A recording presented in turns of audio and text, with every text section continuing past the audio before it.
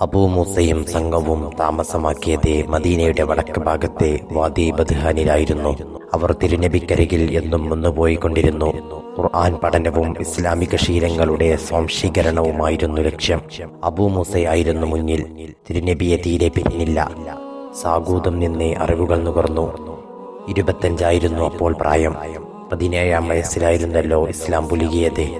നന്നായി തന്നെ നബിയെ പകർത്താൻ അബൂ മൂസ പരിശ്രമിച്ചു. തുളഞ്ഞു കയറുന്ന ബുദ്ധിയായിരുന്നു. ഒറ്റത്തവണ കേട്ടാൽ തന്നെ മണ്ടയിൽ കൊത്തിവെക്കപ്പെട്ടു. ഈമാനിനാൽ കത്തി. പ്രതിസന്ധികൾക്ക് മുമ്പിൽ ധൈര്യം കാട്ടി.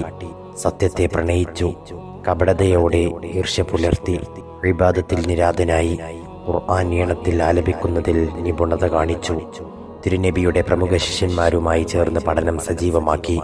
Abu Hurairah, Anas bin Malik, Abdullahi bin Umar, Abdullahi bin Masud, Jasir bin Abdillah, Zainab bin Sabit, Muadh bin Jabal, Ubayy bin Kaab, Abdullahi bin Amr തുടങ്ങിയ കേമന്മാരായിരുന്നു തന്റെ പ്രധാന സതീർത്ഥ്യർ. തിരുനബിയിൽ നിന്ന് ആദ്യമായി ശ്രവിച്ച വചനമിതായിരുന്നു: ജ്ഞാനവും സത്യമാർഗവുമായി എന്നെ നിയോഗിച്ചത് മഴയ്ക്ക് സമാനമാണെന്ന് പറയാം. നല്ല മഴ പതിഞ്ഞ ചില ഭൂമികൾ വെള്ളം കുടിച്ച് ധാരാളം സസ്യലതാദികളെ മുളപ്പിച്ചു. മറ്റു ചില പ്രദേശങ്ങൾ വെള്ളം പിടിച്ചു വെച്ചു. ജനങ്ങൾക്കത് ഉപകരിച്ചു. ചില പ്രദേശങ്ങൾ തരിശുനിലങ്ങളായിരുന്നു. വെള്ളത്തെ നിലനിർത്താനോ സസ്യങ്ങൾ മുളപ്പിക്കാനോ അവയ്ക്കായില്ല. ഇതിന് സമാനമാണ് ദീനീ പഠനം. ഞാൻ കൊണ്ടുവന്നത് ചിലർ പഠിച്ചു, പഠിപ്പിച്ചു. ചിലർ തലപൊക്കി നോക്കിയില്ല. എന്റെ നിയോഗലക്ഷ്യമായ സന്മാർഗം അവർ പുണർന്നില്ല.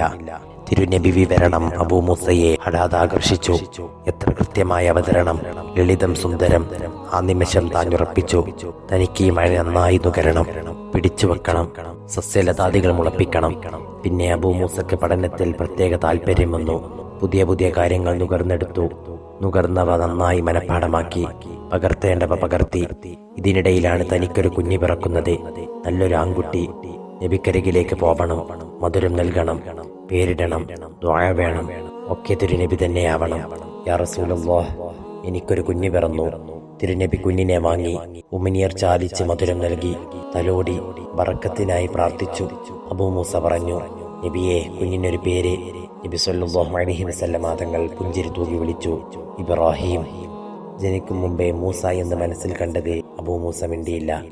നബി സല്ലല്ലാഹു അലൈഹി വസല്ലം തങ്ങളെ വിളിച്ചത് മതി.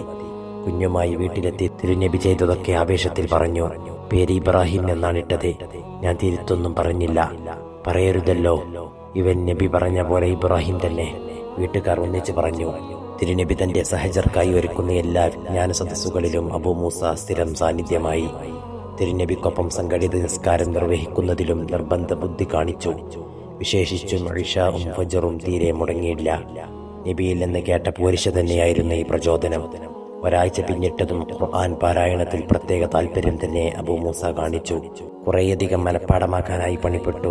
കാരണം അഭിഷേകമായി മുത്തുനബി നൽകിയ പ്രചോദനങ്ങളായിരുന്നു. നബി സല്ലല്ലാഹു അലൈഹി വസല്ലം തങ്ങൾ പല ക്ലാസുകളിലായി പറഞ്ഞു: നിങ്ങൾ ഖുർആൻ പാരായണം ചെയ്യുവീൻ. അത് അന്ത്യദിനത്തിൽ ശുപാർശകനാകുന്നതാണ്. അന്ത്യദിനത്തിൽ ഖുർആൻ അതനുസരിച്ച് പ്രവർത്തിച്ചവരുടെ കൂടെയെത്തും. സൂറത്തുൽ ബഖറയും ആലി ഇംറാനും മുന്നോട്ട് വന്ന് അവരുടെ വാഹകർക്കായി സംവദിക്കും. നിങ്ങളിൽ അത്യുത്തമർ ഖുർആൻ പഠിച്ചവരും പഠിപ്പിക്കുന്നവരുമാകുന്നു. തിരുനബി പിന്നെയും പറഞ്ഞു: ഈ വിശുദ്ധ ഗ്രന്ഥം ചിലരെ ഉയർത്തും, മറ്റു ചിലരെ താഴ്ത്തിക്കളയും. രണ്ടുപേരിൽ അസൂയ വെക്കാതിരിക്കാനാകില്ല. ഖുർആൻ കിട്ടിയവൻ രാപ്പകലുകളിൽ അതോതി നിലകൊള്ളുന്നു. സമ്പത്ത് കിട്ടിയവൻ രാപ്പകൽ ഭേദമന്യേ അത് ചെലവാക്കുന്നു. ഖുർആൻ ഓതുന്ന വിശ്വാസി ഓറഞ്ചിന് സമാനം. അതിന്റെ വാസന നന്ദി, രുചിയും നന്ദി. ഖുർആൻ പതിവില്ലാത്ത വിശ്വാസി കാരക്ക പോലെ രുചിയുണ്ട്, വശീകരിക്കുന്ന വാസനയില്ല. ഖുർആൻ ഓതുന്ന കപട വിശ്വാസി റിഹാൻ പോലെ, ഗന്ധം നന്ന് രുചി പോരാ. ഖുർആൻ ഓതാത്ത കപടൻ ആട്ടങ്ങൾക്ക് സമാനമാണ്.